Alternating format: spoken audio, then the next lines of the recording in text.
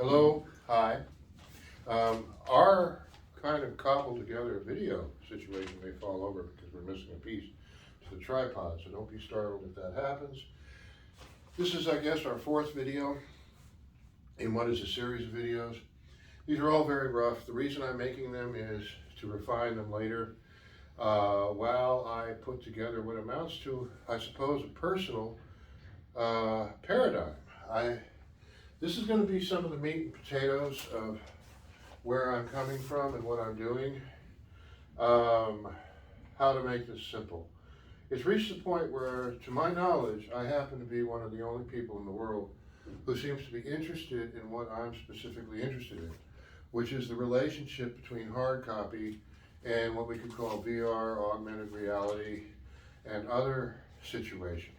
The reason I'm interested in the relationship between hard copy and those worlds is because hard copy is so versatile. I'm carrying it in my hand right now. But in situations of what we could call rapid decision in non-digital realms, and to have an interactive, what we could call relationship with digital realms, could be very useful.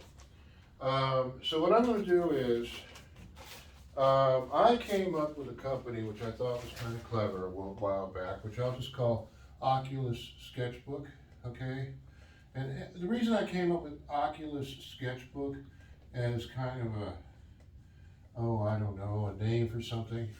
I did a .com based on this was because of this hard copy relationship to what amounts to VR and digital worlds.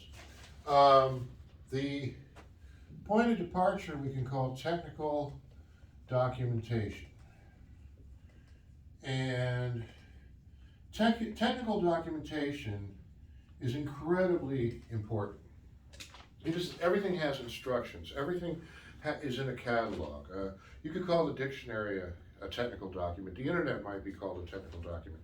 It has to be explained coherently in diagrams or what have you for being understood by people who've never come across it before, or for its relationship to other things that exist.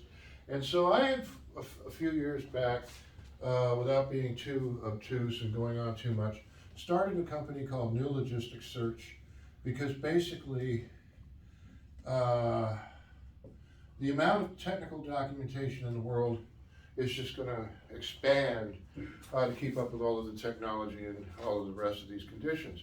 That technical documentation can either be hard copy, which we understand as this kind of thing, or it can be digital. Digital people really love digital.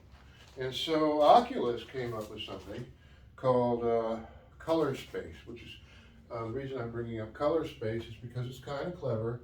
But color space, unfortunately, in my opinion, is part of the problem of digital people not really understanding how people actually communicate and what people actually like to do.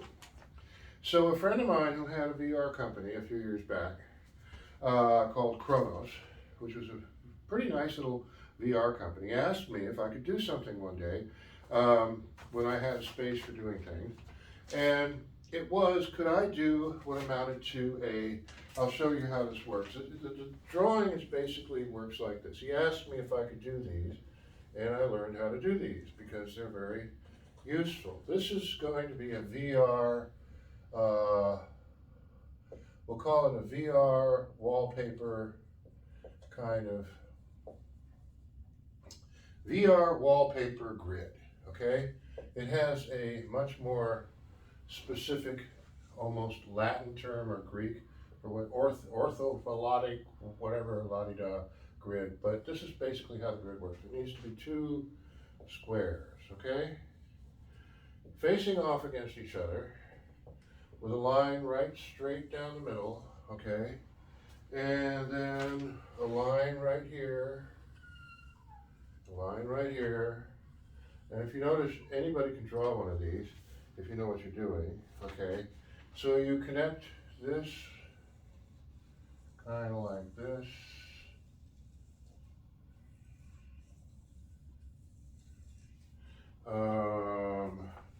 Then this, of course, is the halfway point for doing something similar here. Something similar here. And then what happens is, where is it at? Oh, you do the same thing from, did I mess up? No, I didn't. You do the same thing from here.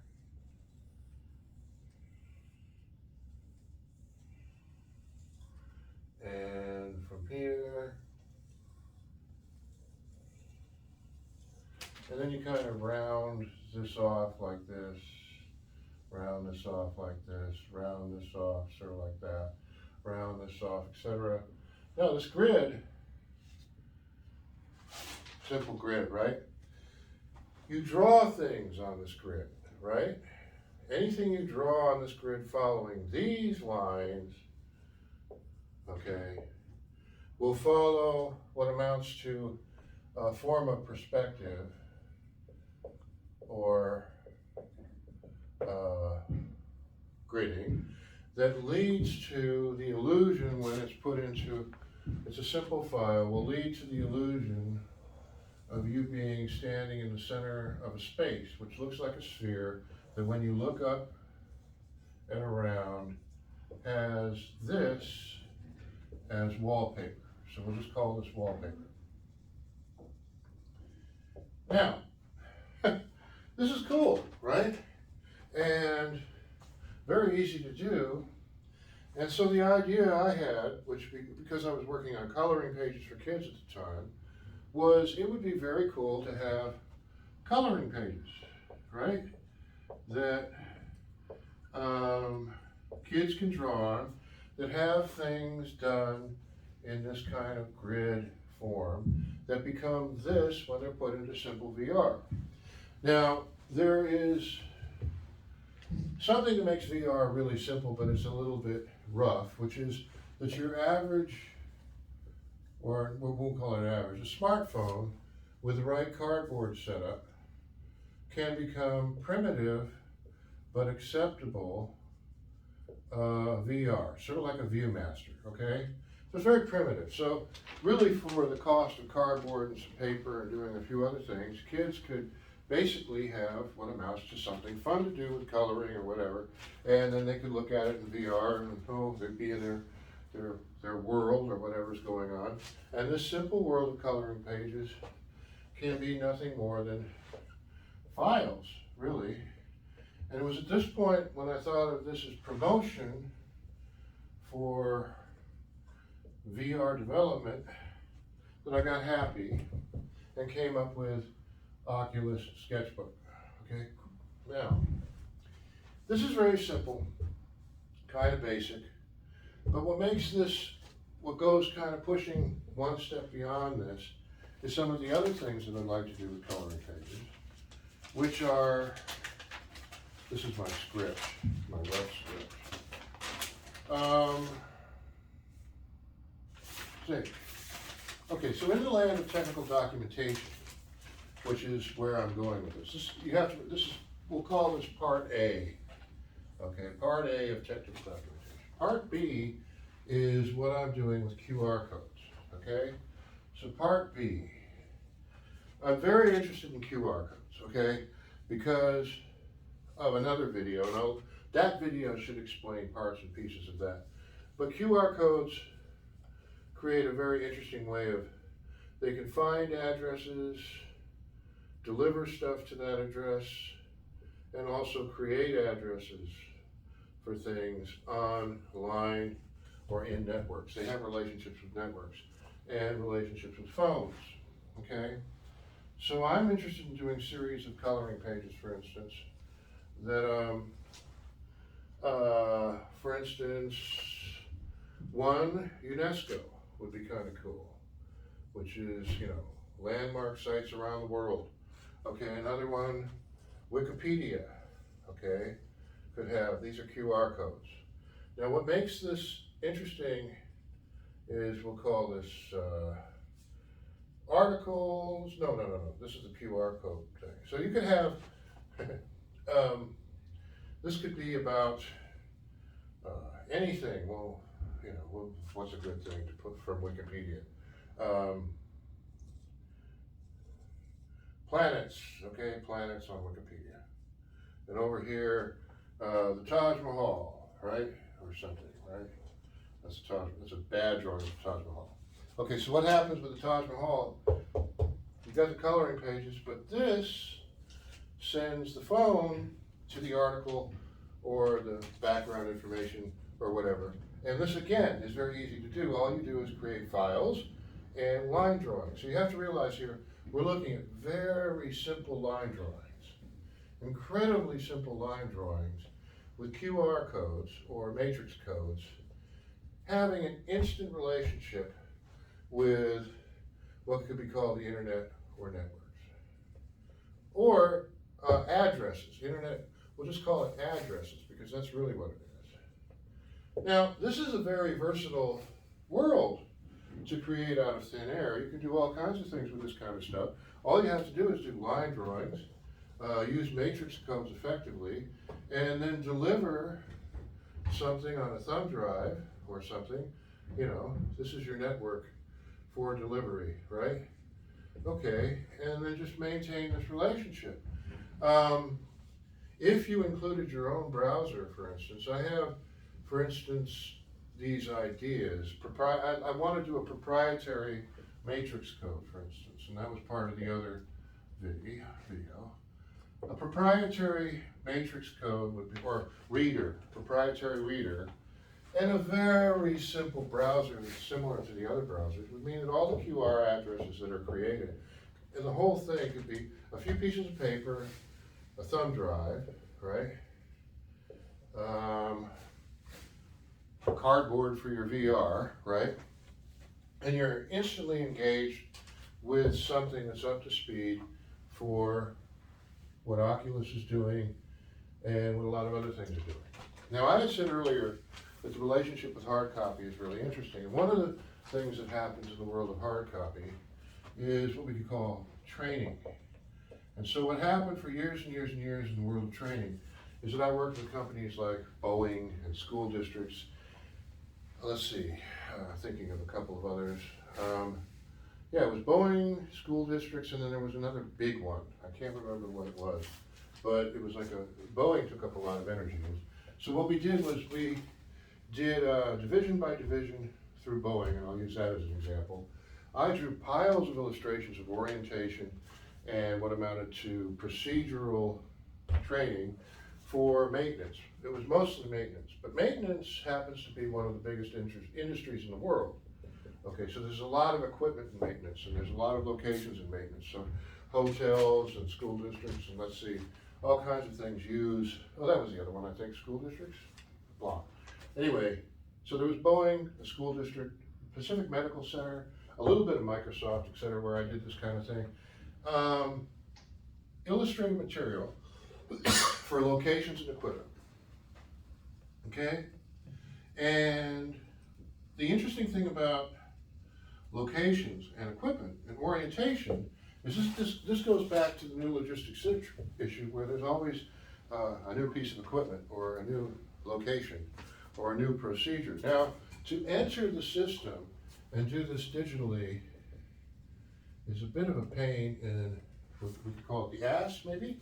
Okay, and what happens is if you can do it very quickly with maybe a drawing or just a crossover from something that's lying around with a QR code and deliver it and then take care of it really fast, you have people who you can have standing around, for instance, with clipboards, right, that have their, there they are, and this is the guy training them, right? Hi, people. Okay.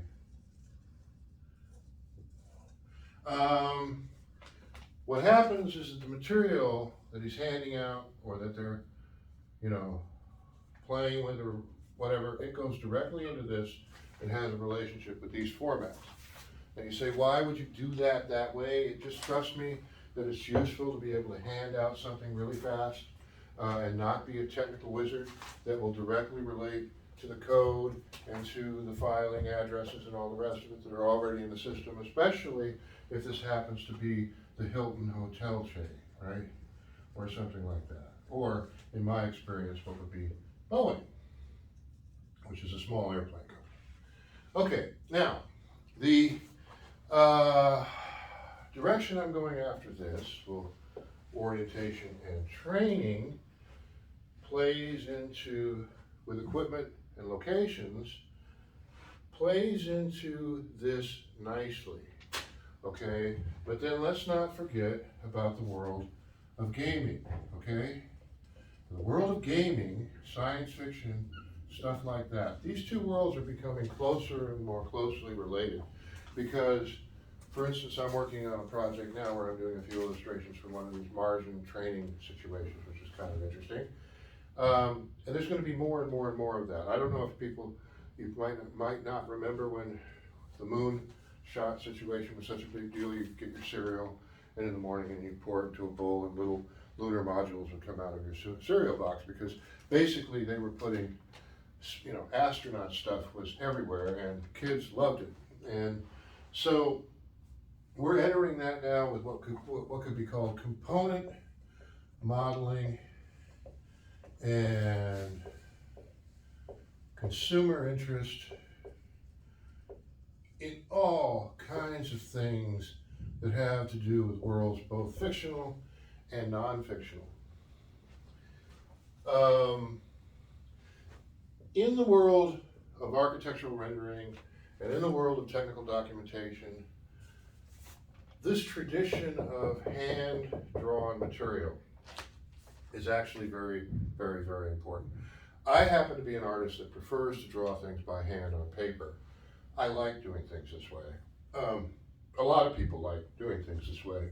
And there's a reason, and another place where this has use is in the world of arts and crafts, because I'm fairly certain that you'll be seeing large roll coloring pages doing some of this and this and this and this that you buy at Michael's or some other place, and with other things to go along with them, because it goes from the small to the large that people like coloring pages.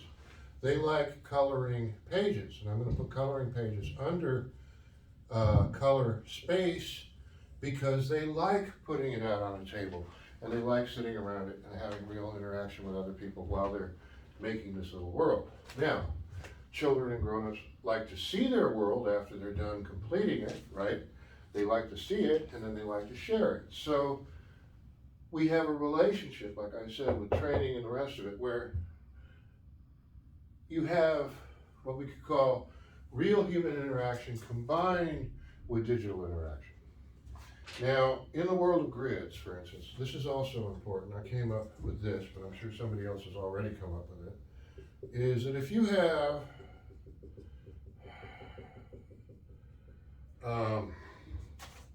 I create this grid, right? And it's a perspective grid.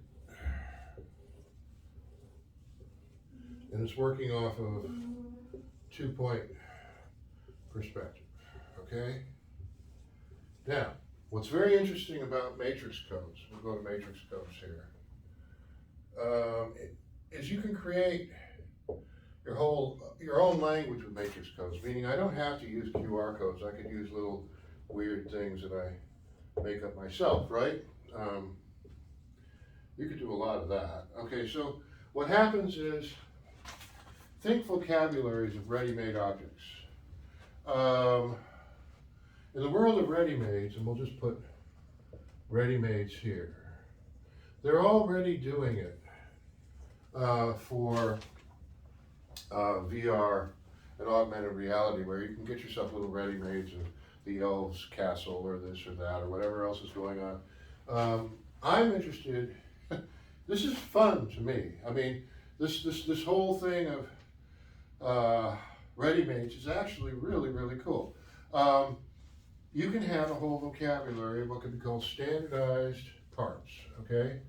Ready-made standardized parts. Now, there are already many ready-made standardized parts catalogs, right? Which again goes into the world of new logistics search.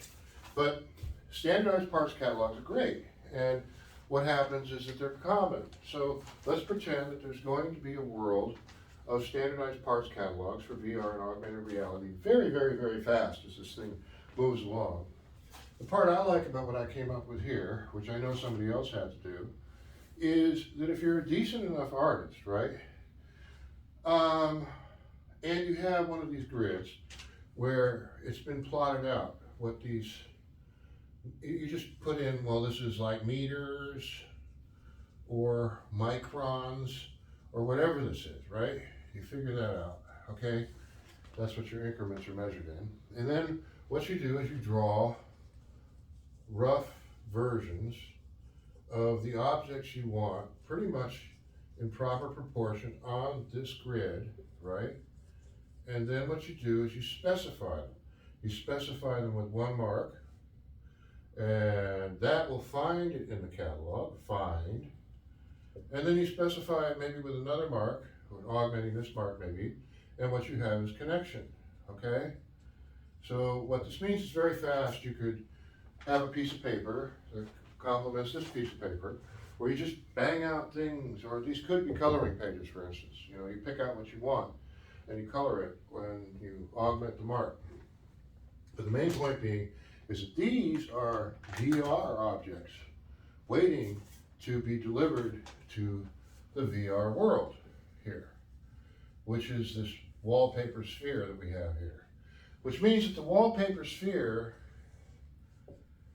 this and this and this, can develop quickly into a very sophisticated environment, okay?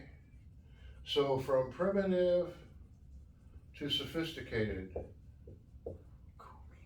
we can have this relationship on paper very fast with something that can be delivered with one of these, a thumb drive, or maybe a couple of other things. Having a relationship with this cardboard. Now, this is inexpensive, I guess that's one way of putting it, meaning that I don't think this could be a dollar store item, but it certainly could be something that's commonly found and all over the place for basically people. Get the kids some coloring pages, right? What I'm doing right now is I'm setting up on Etsy and Facebook, because Facebook owns Oculus, right? They own Oculus, and they spent a lot of money on color space. I don't know. My plan is that this is inevitable. My term is supersetting the superset, which means that basically some things are just like wheels. They're now commonplace. You're going to find them in landfills. So it's really, really difficult to proprietize this and take control of it, because I just drew it on the board, right? I just did this, which means that a few other things like this, and more or less anybody could start doing this in the next few years and have a lot of fun. Where I'm going though, however, with this is, well, yeah, anybody can do it, maybe, but what are you going to do with it, okay? And so now we're in the world of education. And so where will I put education? We'll put education right here, okay? Education. Now, I don't know if anybody noticed, but we are living in a communication breakdown situation right now, which is more or less, maybe on purpose or by default, what we could call our coherent, useful language it's dissipating. There's so many things that just simply aren't true that are now part of the common narrative that are ridiculous. And people are showing up in courtrooms and asking things of Congress people and laboratories, that just simply are not, they don't happen. They aren't true. They never were true. They never will be true. And so we have now an audience of what we could call engineers, teachers, many students, and we could call them the guys actually working on the stuff. These people, the people being trained, the people on the crews and other things that are basically being asked to do things, right? The relationship, we could call it quality control in communication.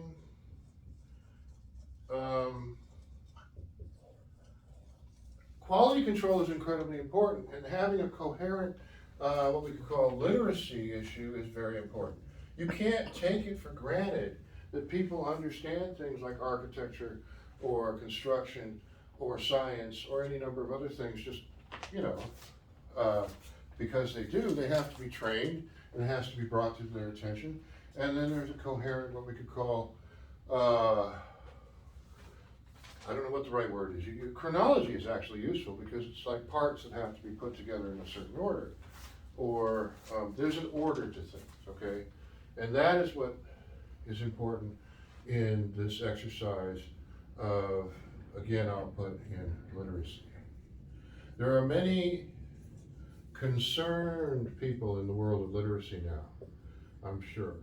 That doesn't look very good. That's a very illiterate way of spelling concern. Okay, this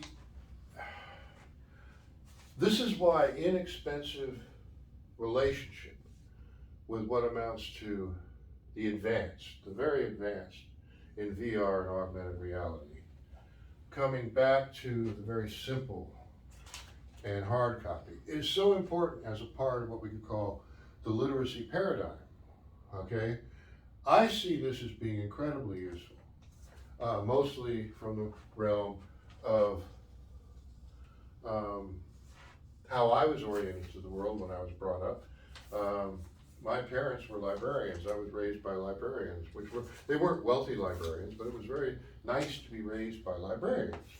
And they were very nice people who basically made sure that we kept coherent in our journey through what could be called reading things. You know, it was really kind of neat, and other forms of media. The world now is one where you just kind of land and get going on your own without that foundation in place of the post-World War II literacy infrastructure that was in place. We're now a long ways from post-World War II, and we're now at 2021. And you don't just turn to the person next to you and take it for granted that they were raised in the same environment of what could be called common sense that you were.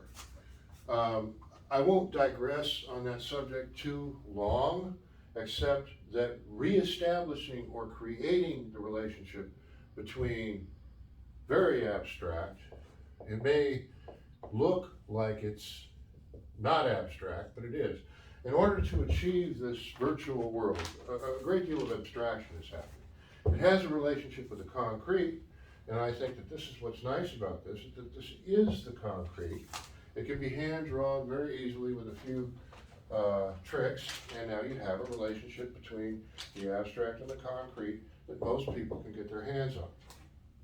Okay, so we will now go back to technical documentation. And this is where I believe I am talking about something important here. To my knowledge, as I said, I'm the only one I know of putting things together quite this way. You won't find any of this on Facebook. There's nothing of it on Etsy. There's nothing in the mainstream about any of what I'm talking about, really. It hasn't become part of the lexicon yet, but it's sitting there waiting, and it's kind of like inevitable. So when it comes to the next step after this, I guess this was my attempt to orient you, if you watch this to the end, to this what we could call available option or opportunity in communication technology. And let's see, frame or lay out the foundation for the next step in our discussion of communications technology. And so that's it for now. Thank you very much.